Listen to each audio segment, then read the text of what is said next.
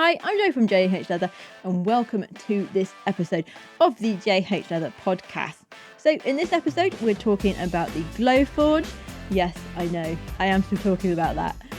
Some TikTok updates and my leather ordering woes. So to kick things off, just want to ask a question. Who else thinks this year is going way too fast already? We're already a quarter of the way through the year, so that's pretty crazy. But for us, at least here in the Northern Hemisphere, hopefully the worst of the weather is behind us and we're going to be moving into spring and some nice weather, which I'm really looking forward to because my camera has finally arrived back from being fixed. Now, I did have the higher camera, so it wasn't too bad, but it's just nice to have your own. I like my own one because it's all set up to how I want it. And so yeah, so super. Okay, so we have a lot to talk about in this episode of the J.H.Leather podcast, and we're going to start with the Glowforge because that is the main thing that has happened in the workshop this month. So right at the beginning of the month was when the Glowforge arrived, and now it was one of those situations where I was waiting in the workshop all day for it and I was tracking it.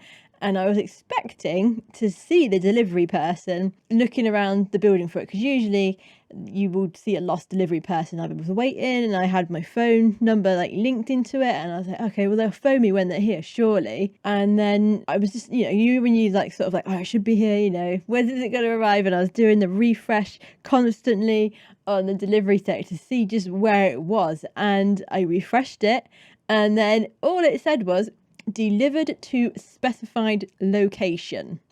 That was it. I had no information where said specified location was because I hadn't set a specified location. I was expecting to get a phone call because it's not a small machine, and I knew it was coming in more than one parcel because I had the air filter come in as well. And so I then had to go on a hunt. Now, fortunately, I did have a good idea as to where it was going to be, but still it was just left, and it is a big machine, and I'm not a very big person, so I managed to move the one box to start with, and then fortunately I actually had a customer arrive to pick something up, and he very kindly helped me move the rest of the parcels into the workshop because it wasn't like a short distance I had to move it either. I had to move it from a completely different part of the building, so thankfully Gareth was there and he helped me move it and get everything into the workshop, and then I can get set up. And getting it set up was actually really easy. Again, I had to have someone come in and help me actually take the thing out of the box because it's quite big, and going on the instructions that you get sort of on the website, you want two people to pick it up, I guess, because it could twist. I'm not really sure, but it's quite a big thing, so just best to be safe. Anyway, yeah, so got it all set up fine, and then I think I did the print that every single person who gets a Glowforge does, which was this little measurement. I think it's the Glowforge gift of good measure or something. It's like a little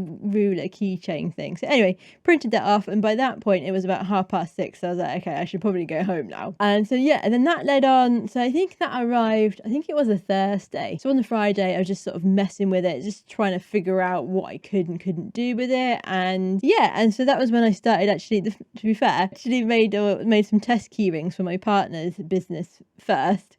That was probably more of what I was interested in to start with, just because it was a bit easy to do and it didn't take me too long to figure out how to do that. But it's actually really easy to get used to and actually use the software that they have.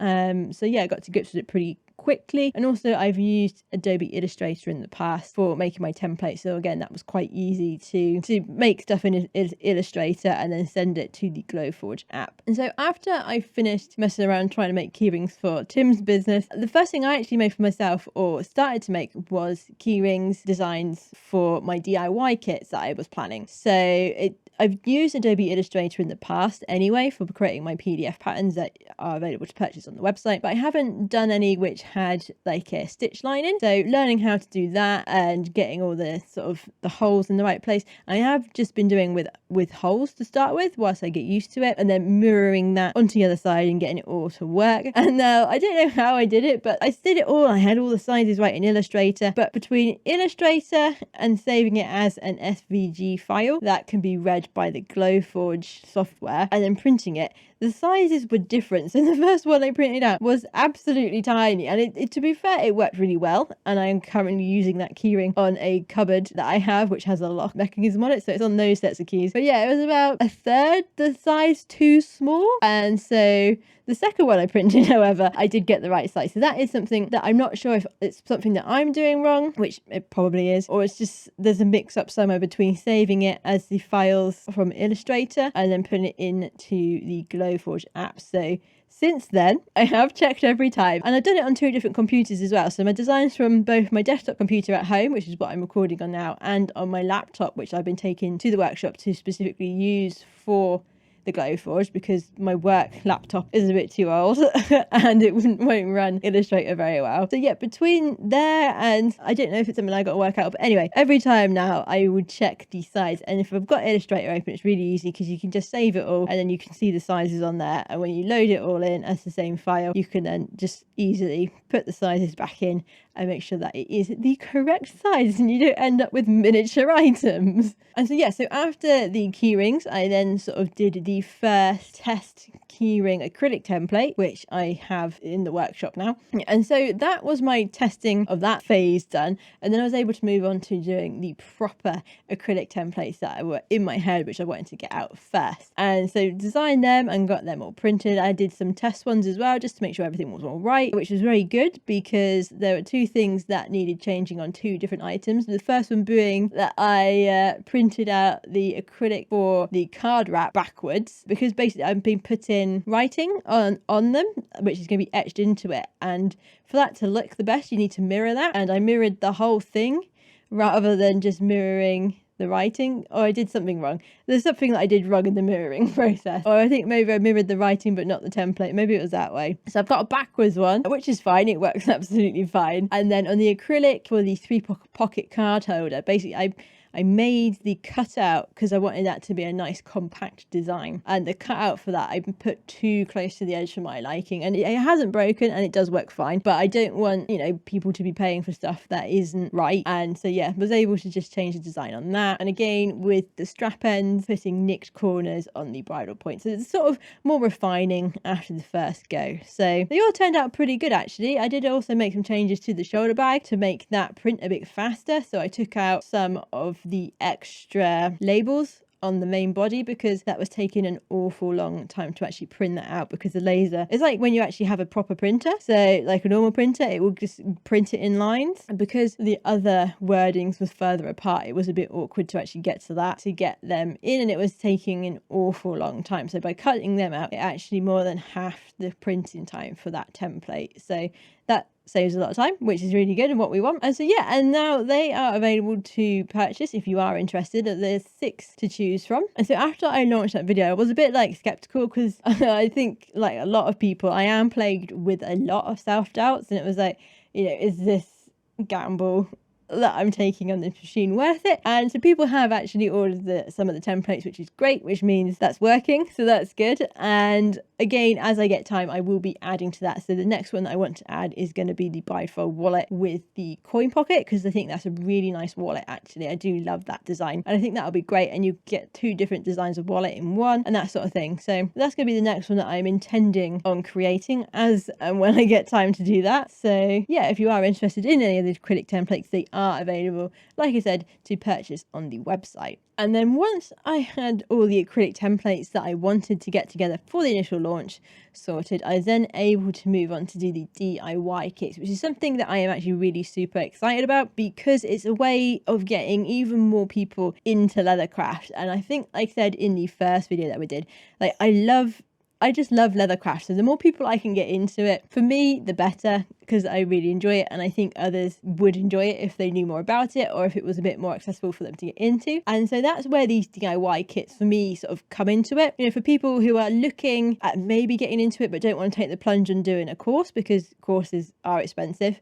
or going out and buying a load of tools, which again, they're not really the cheapest tools, only to find out that they don't like it. So these DIY kits that I've come up with, for me is the reason why I got the Glowforge. So basically it makes everything a bit easier for me to organize. I don't have to cut each one out myself. I can set it to go on the Glowforge, and I know that each one is going to be perfect every time. And once that design is sorted, I'm not going to need to change that. And when people order a kit, I can just print that off in the colour that they want, and I just got to get the other few bits together to actually get the kit sorted. So that cuts down a lot of the time on that. So that's always good if you can cut down time, make things more efficient.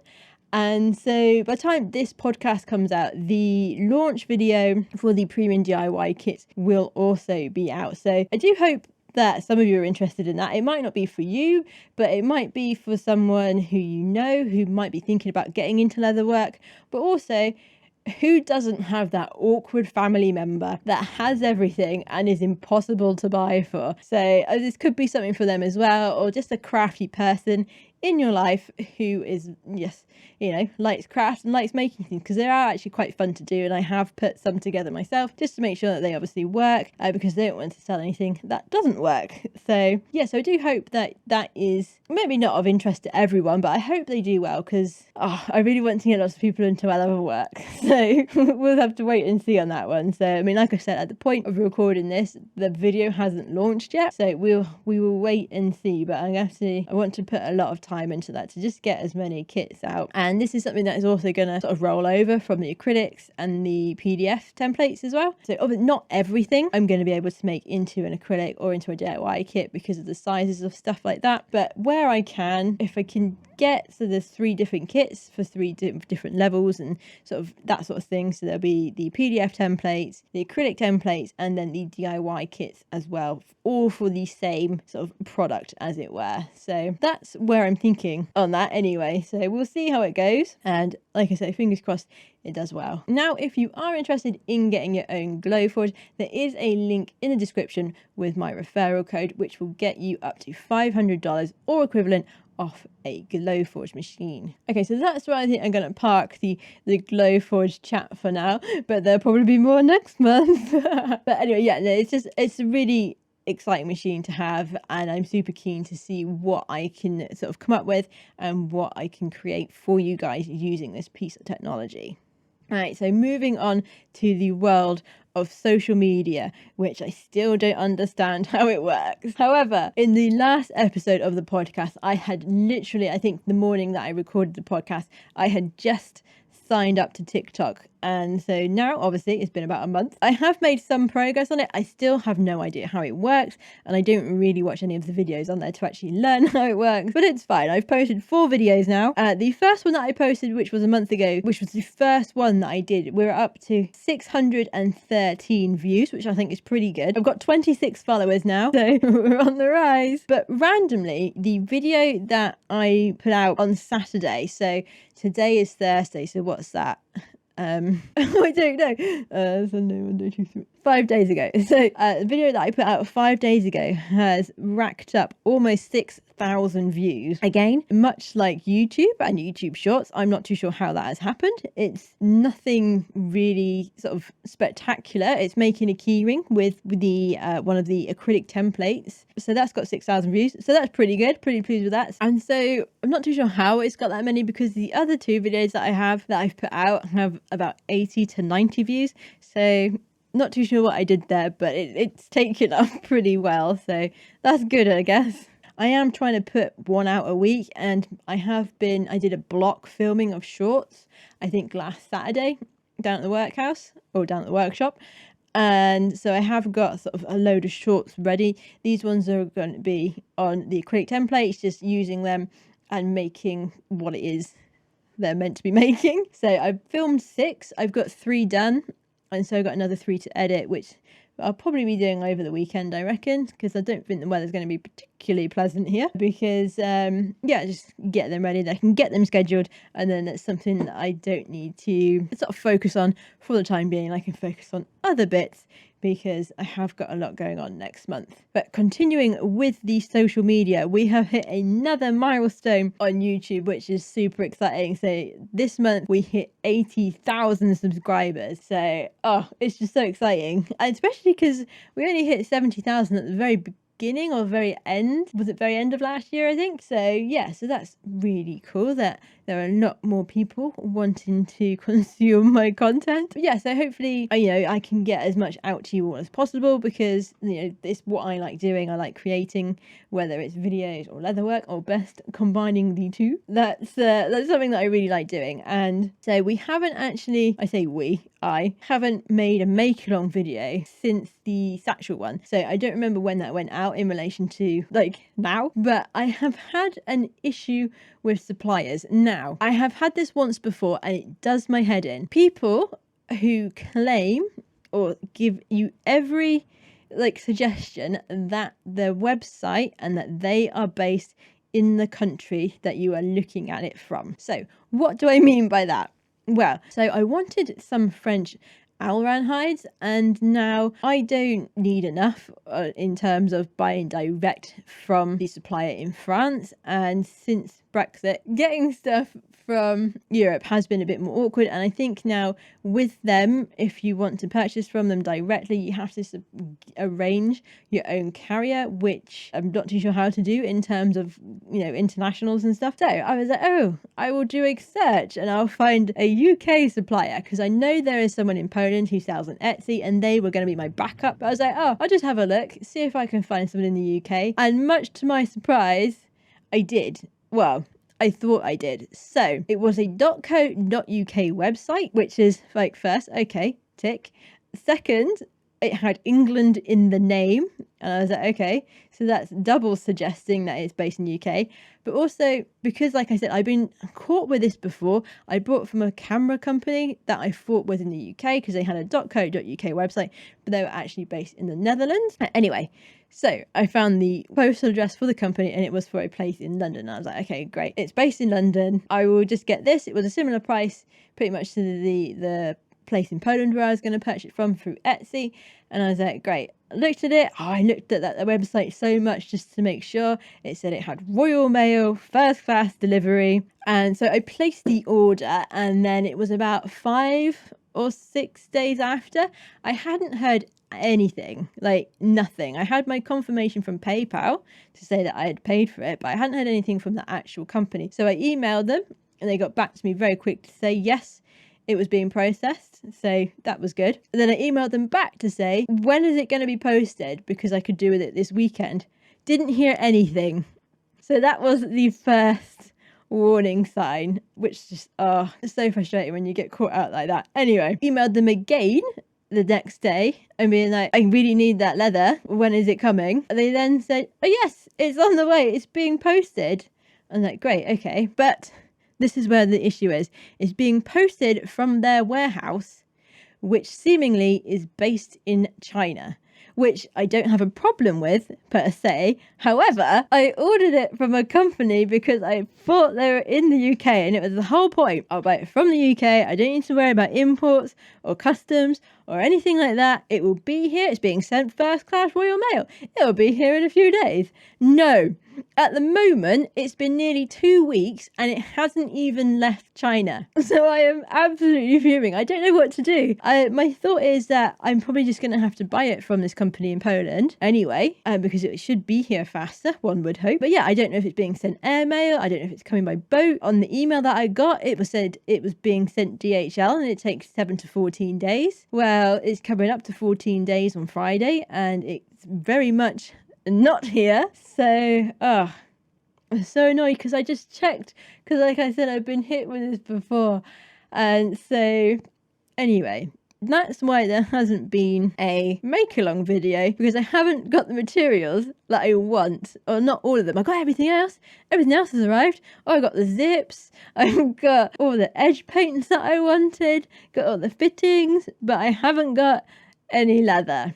So there will be a make along video hopefully coming up in April, but I need to do the test first to make sure that it's right and make sure the patterns are going to work, and then I need to film it. And now also in April, that's when my workshops are starting. I've got 2 booked in so far. They're both 2 days, so that's 4 days, plus we've got the Easter weekend coming up as well. So it's going to be a very busy month. So I'm going to try my hardest to get this made up for you all, because I'm really excited for this. It's going to be I think I said in the last one, it's going to be like a grab grab, tech bag, wash bag type thing. You can use it for whatever you want to put in it, really. But yeah, so a bit, not demoralised, probably, a bit disappointed. We'll go for that. Disappointed that I got, not conned, but yeah, quite annoyed. Let's just put it that way.